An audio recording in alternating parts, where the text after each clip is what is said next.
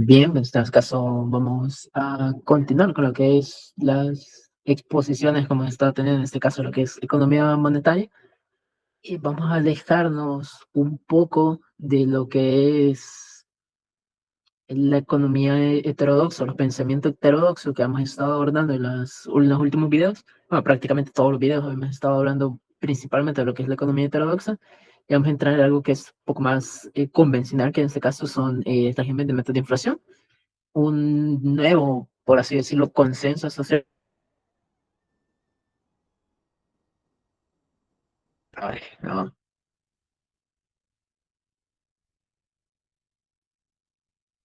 Bien, vamos a continuar en este caso. Primero, ¿qué es? La definición bien clara es aquel marco de política monetaria en la cual el Banco Central va a anunciar una meta cuantitativa de inflación. En algunas definiciones se le suele atribuir esto no a una meta específica, sino a unas bandas, en donde la inflación no puede ni subir ni bajar de ese intervalo que se ha establecido para este indicador. Entonces, tomando en cuenta que esto es para uno o varios periodos y usualmente a largo plazo, reconociendo en este caso de manera eh, clara y con credibilidad que va a existir una inflación baja y que se va a establecer un objetivo a largo plazo que va a ser justamente el control de lo que es la inflación. Primero tenemos que tener en cuenta que el objetivo único en este caso es el control directo de la tasa de inflación, de este índice. Entonces, la meta primaria va a ser justamente controlar la inflación a través de la política monetaria. ¿Cómo va a hacer esto el Banco Central de Reserva o el gobierno en este caso? Va a modificar la tasa de interés de referencia del banco central, evidentemente, que es la que va a realizar el mecanismo de ajuste con el cual se pretende disminuir lo que es el indicador de la inflación en este caso. Bien, para ello suponemos en este caso, o se debe tener en cuenta que el Banco Central debe ser totalmente independiente. Eh, si bien hablamos de independencia en el sentido de que pueda tener la capacidad de tomar las medidas necesarias para cumplir con la meta, también debe existir una despolitización en este caso de lo que es el Banco Central, porque se tiene que evitar en buena medida que hayan medidas de política económica a posterior que sean destinadas única y exclusivamente a la política. O sea, se tienen que despolitizar esos mecanismos que son directamente a corto plazo, porque simplemente son una búsqueda de lo que es objetivos políticos prácticamente. O sea, no están buscando como tal en la meta, que en este caso, que es la que se ha metido, se ha autoimpuesto el Banco Central de Reserva, que es la inflación. Bien, ¿cómo funciona este mecanismo? Primero hay que tomar en cuenta una regla simplificada.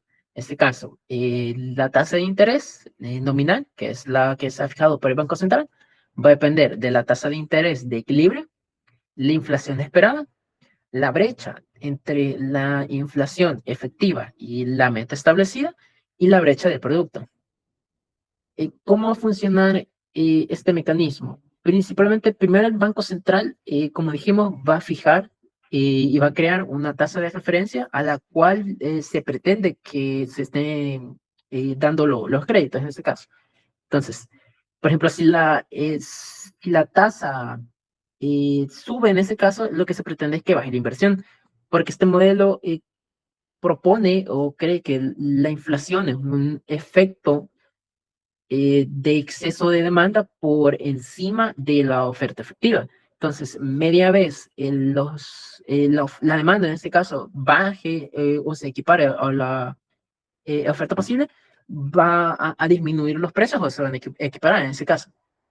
Entonces, sube la tasa de interés, evidentemente va a afectar lo que es el componente de la demanda, que es la inversión, entonces va a haber menor demanda agregada. Entonces, menor demanda agregada va a reducir los precios y va a bajar, evidentemente va a bajar eso la inflación. Tomando en cuenta que está un poco simplificado aquí, ¿verdad?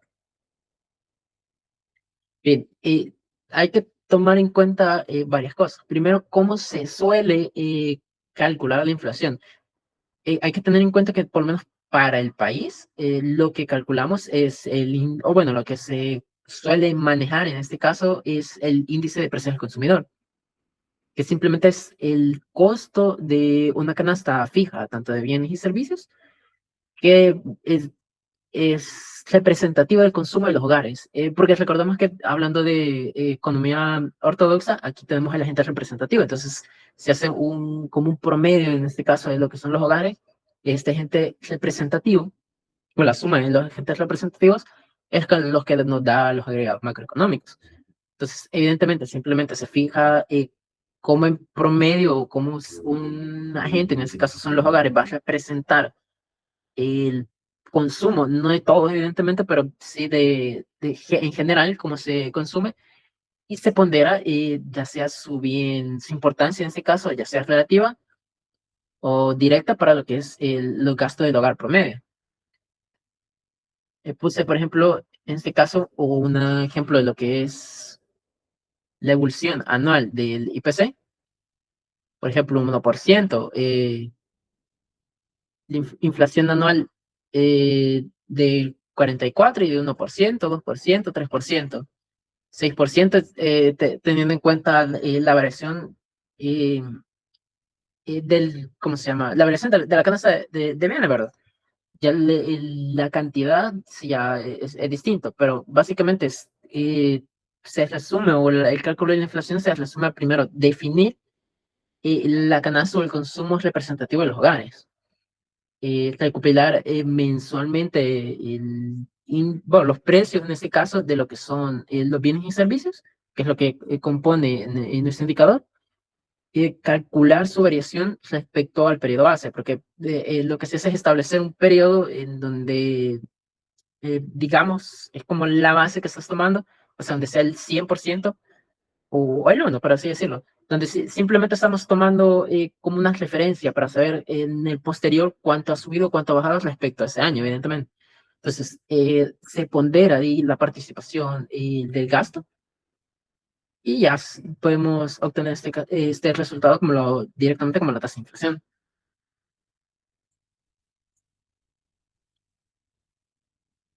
Bien, hay que tener también en cuenta los tipos de inflación, porque en el anterior, por ejemplo, solo mide la inflación efectiva o la inflación observada, pero también existe la inflación subyacente y la inflación esperada. Bien, primero, la inflación esperada, y es aquella tasa de inflación que los agentes económicos piensan o anticipan que va a ocurrir en el futuro. Depende mucho de lo que son las expectativas, principalmente de cómo se va a desarrollar la dinámica económica en el futuro, y depende bastante no solo de los hogares, sino que de distintos mercados, especialmente el mercado financiero y del mercado macroeconómico en general, pues, de las condiciones macroeconómicas en general, perdón. En este caso, en el régimen de metas de la inflación, si el Banco Central tiene credibilidad, entonces la inflación se espera, en este caso que la inflación esperada converja a lo que es la meta anunciada, o la inflación, sí, a la meta que se ha establecido.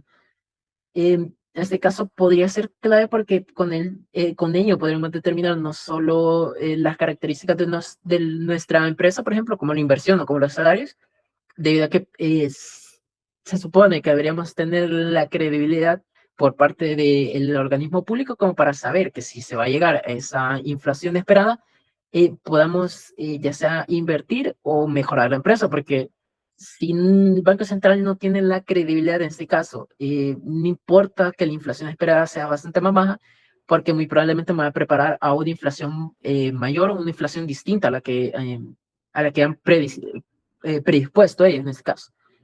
Una inflación subyacente, que es la medida persistente de lo que es la inflación. O sea, estamos excluyendo la volatilidad de ciertos bienes y servicios bastante difíciles de mantener en sus precios, como lo podrían ser los alimentos, la energía. Y aquí lo que se busca es entender cómo funcionan las presiones inflacionarias de manera estructural, porque con este indicador podemos más o menos calibrar cómo se toman por parte de los bancos centrales las medidas. Es que obviamente nos podemos tomar en cuenta, o bueno, se debería de eliminar al momento de calcular la inflación ciertos shocks de los mercados, por ejemplo. Por ejemplo, para situaciones bastante críticas, como lo podría ser el caso de Argentina o el caso de Venezuela, hay shocks de mercado que evidentemente harían que la inflación sea incluso mayor de lo que es en realidad. Son cosas que si bien no se suelen tomar en cuenta, sería como el tratamiento correcto en este caso de los datos, ya sea cosas bien específicas como lo puede ser las sequías, el aumento de los precios del petróleo, por ejemplo, en el caso de lo que es la guerra en Medio Oriente, y finalmente lo que es la inflación efectiva o la inflación observada. Y es la inflación básicamente la que se ha logrado medir. Incluye todos los precios, incluyendo los volátiles, y podríamos decir que es la variable con la cual se activa en este caso o con la cual se planean las medidas de política monetaria. Porque sabiendo cuál es la inflación efectiva, podremos en este caso determinar qué medidas debemos tomar si es que debemos tomar medidas. Veo un funcionamiento un poco básico, por así decirlo, de lo que es el mecanismo. Es bastante simple en este caso. Tenemos distintos años, una meta inflacionaria en este caso, que es del 3%. Hay que recordar que en este caso no va a cambiar la meta inflacionaria porque la meta se ponen a largo plazo. Entonces, en 4 años no va a cambiar la meta. Una inflación esperada, que es lo que se cree o las expectativas que se tienen a través de modelos econométricos.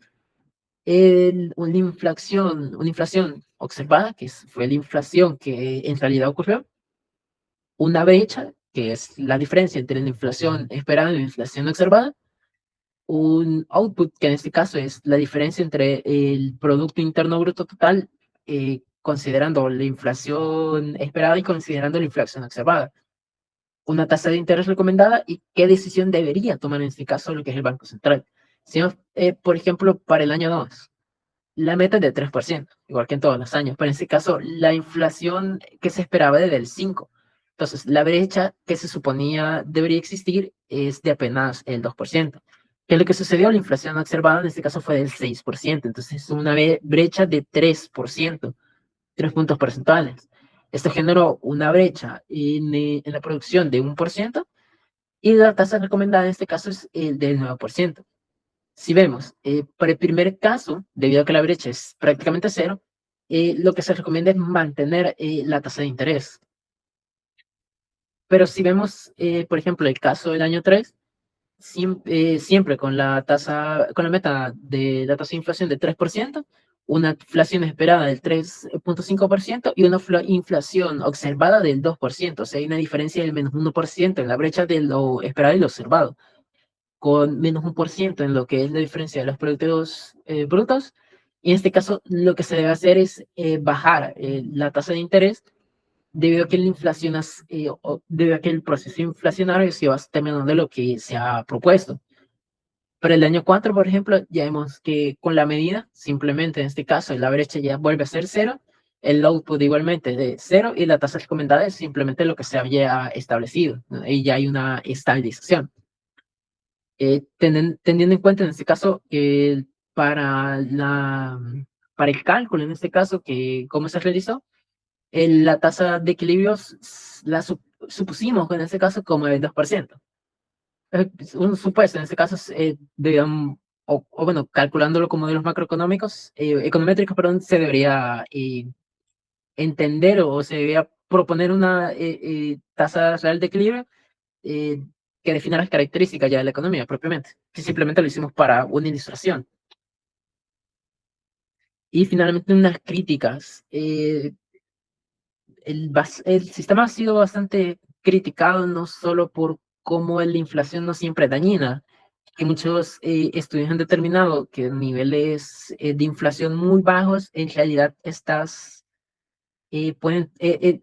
efecto que tiene la tasa de interés puede ser o neutral, o sea, no tiene influencia clara o una influencia muy específica en lo que es la producción interna, o puede ser directamente negativo, o sea, a menor inflación, menor producción interna. También se critica como muchas veces el Estado restringe lo que son las variables reales en este caso para definir todo en una sola meta, que en este caso son los precios. Aquí no todo suele ser de esta manera, principalmente porque se suele establecer una meta o una ancla nominal de la cual no se pretende bajar, y eso podría hasta cierto punto ocasionar pérdidas, como le digo, porque no está 100% comprobado de que cualquier nivel de inflación genere problemas económicos, en este caso. También hay causas de inflación que son directamente ignoradas, como lo podría ser las inflaciones de costos, los conflictos entre la distribución del ingreso de los países y distintos shocks de los mercados, como lo podría ser la oferta o el tipo de cambio. Las burbujas de endeudamiento, por ejemplo, es una consecuencia de lo que es que no se puede medir de manera directa las cosas de la inflación, a medida que evidentemente aumentan los precios en lo que podría ser, por ejemplo, el mercado accionario de las acciones o directamente el mercado inmobiliario, que es usualmente el ejemplo más claro.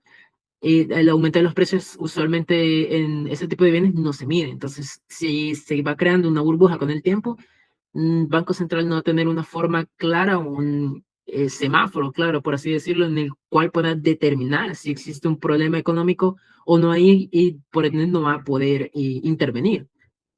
De ahí que se sume, hay un divorcio entre lo que es la parte real de la economía y lo que es la parte monetaria. Porque estamos asumiendo que en el largo plazo estas políticas monetarias lo único que están modificando es la tasa de interés. A través de la tasa de interés únicamente modifican la tasa de inflación, pero eso no siempre es así. Se argumenta muchas veces de que esto impide lo que es la acumulación de stocks de capital en el futuro, que evidentemente componen lo que es la inversión a largo plazo, y si esta inversión a largo plazo cae, también cae la demanda agregada a largo plazo. Bueno, eso sería todo, por lo menos para este modelo. Espero haya sido de su agrado y de su entretenimiento.